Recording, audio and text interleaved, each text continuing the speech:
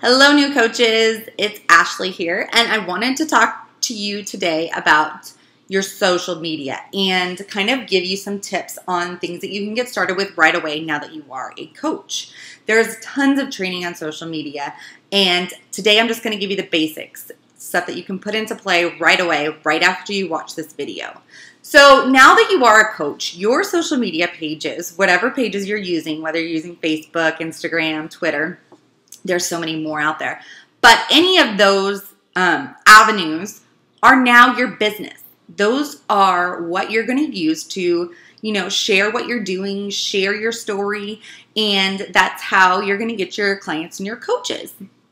So you must be aware of that. You might have to start using your pages differently now that you are a coach.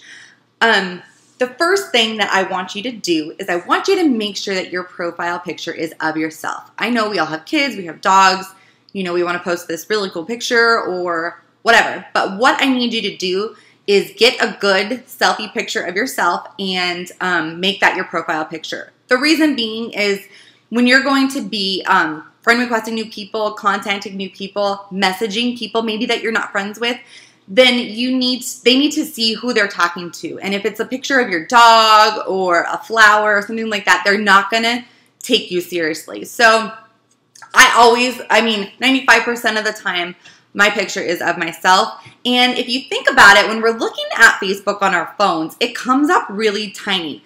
So if you comment on somebody else's status and somebody that you're not friends with sees it, if they see a picture of your face, that's going to be better for them because they can connect with who you are. The second thing is you need to make sure that what you're posting is, number one, appropriate, and number two, that it is positive and uplifting. I know for me, when I look back like on my Time Hop app that shows you what you posted like 5 years ago and stuff, I just cannot believe some of the things that I posted on Facebook. We don't want to use Facebook as a place to just complain, because that's not going to get any good attention. We want to stay positive. We want to help people. We want to uplift people. So make sure that your posts are positive. I'm not saying I throw in a complaining post here or there, but it's not 24/7. And I try to keep things appropriate to myself.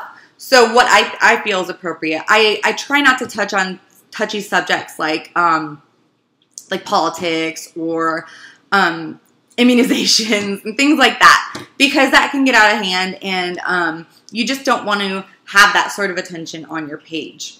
Now, if you're really into politics, you can, and that's your thing, then you can post that. But if you just want to stay away from that, that's probably a good idea too. So the next thing is you want to make sure you're following the 80-20 rule. When you first sign up as a coach, I find that there's two types of people. There's people who want to shout it out to the world 24/7 about Beachbody and everything that they're doing. And then there's people who don't want to say anything because they're afraid of what other people are going to think. I follow the 80-20 rule. So 80% of my posts are probably just about my life in general, the things that I'm doing, maybe the personal development that I'm reading, just my life. And then the other 20% are going to be the fitness posts, the posts about the workouts I'm doing, the posts about the shakes I'm drinking, things like that. Also, you want to make sure that you do not take any stock images from Beachbody and just be blasting those everywhere. Because we want people to connect with us, and if we are doing that, it's going to be kind of salesy and it's going to turn people off. So just share what you're doing. Share your progress. Share your struggles. People like to hear our struggles. I hate saying that, but it's true. People like it when I say, oh, I had a weekend where I just stuffed my face and now I feel bloated, and but this is what I'm going to do. So make sure that you share your struggles, but also share your journey, because people will connect with that. The other thing is you never, ever, ever, ever want to post a link on Facebook. So you don't want to be posting, maybe you're posting about your challenge group, and how you're going to be starting here, and here's the link to the challenge pack. We do not do that. We do personal invites. They're private messaging. So if you post about your challenge group, whether it be a free group, a regular group, which you're going to learn more about, just don't post a link. Make sure that you're talking to those people. Make sure that you're asking them what their goals are. Again, we're going to go over all of that in this group. But don't ever post a link to your Facebook page because, again, that looks salesy. Don't ever add people into groups without asking them or without them knowing. I mean, this happens to me all the time, and I think it's just a really bad way, and I automatically always get out of those groups and not let them back in because it's just not good. A good feeling from whoever is trying to get you to join or buy whatever they're selling. So that is another thing that we do not do. Okay, as far as your privacy on your pages, I highly suggest just making your profile public. I know that can be uncomfortable for a lot of people, but you want people to be able to see your posts. So if you have a friend that's commenting on something that you posted and your profile is private, then their friends aren't going to be able to see it. But if it's public, then people are going to be able to, you never know who's going to be able to see it and who might be inspired by it. There is an option to where you can make your profile public, but when you're posting things that maybe you don't want to be public or you don't want everyone to see, there's a little option on the post where you can just make it for your friends. And that's what I suggest doing to keep the things that you don't want everybody seeing to do. I run my page like a business. So anything that I post is okay for me to go out in public. The other thing that I like to tell new coaches is that if you're posting on the internet, somebody is probably able to see it one way or another. So, that's just kind of the risk we're taking. But that's how you build your business. So, make that profile public. Same with your Instagram. And then I'm just going to go over a little bit of Facebook pages. I'm not going to go into depth because that is a whole nother training in of itself. But I know when new coaches sign up, they're really excited and they want to get a fitness page up and running.